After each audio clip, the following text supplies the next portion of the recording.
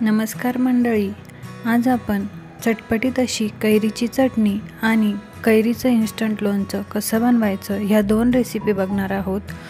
तर सर्वप्रथम आपण कैरीची चटणी कशी बनवायची ते बघूया। तर इथे मी एक कैरी छोटे छोटे काप करून घेतले आहे, ते मी मिक्सरच्या भांड्यात ॲड केले आहे। त्यानंतर 4 ते 5 लसूणच्या पाकळ्या यामध्ये आपल्याला ॲड करून घ्यायच्या आहे। नंतर मी इथे 3 ते 4 हिरव्या मिरच्या ॲड केल्या आहेत। त्यानंतर 4-5 कढीपत्त्याची पाने आणि अगदी 2 चमचे शेंगदाणे यामध्ये आपल्याला ॲड करून घ्यायचे आहे। नंतर अर्धा चमचा जिरं मी यामध्ये घालून घेतला आहे।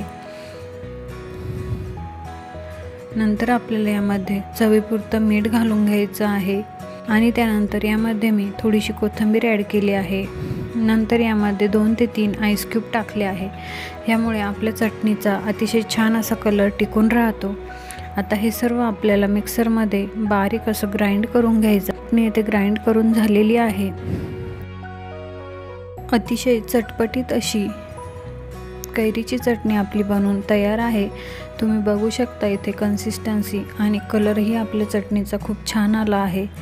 तुम्ही ही चटणी चपाती किंवा भाकरीसोबतही खाऊ शकता किंवा जेवताना तोंडी लावायला देखील ही चटणी घेऊ शकता। अतिशय स्वादिष्ट आणि चटपटीत लागते, तेव्हा तुम्ही ही चटणीची रेसिपी एकदा तरी नक्की ट्राय करा। आता आपण दुसरी रेसिपी बघूया, ती म्हणजे कैरीचं इन्स्टंट असं लोणचं। तर अतिशय सोपी अशी ही रेसिपी आहे, तुम्ही ही रेसिपी शेवटपर्यंत नक्की बघा। चला तर मग रेसिपीला सुरुवात करूया। इथे मी 2 कैऱ्यांचे काप करून घेतलेले आहे, त्यामध्ये 1 चमचा मीठ ॲड करून घेतला आहे व त्यानंतर 1 चमचा लाल तिखट मी यात ॲड केला आहे। हे सर्व व्यवस्थित आपल्याला सर्व कैऱ्यांना कोट करून घ्यायचं आहे। हे सगळं मिक्स करून झालं।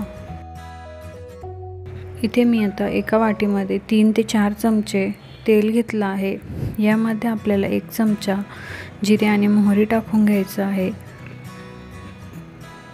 जिरे मोहरी तडतडली की हे तेल आपल्याला गरम असतानाच यामध्ये ॲड करून घ्यायचं आहे आणि हे सर्व आपल्याला व्यवस्थित मिक्स करून घ्यायचं आहे। अतिशय झटपट अशी ही लोणच्याची रेसिपी आहे।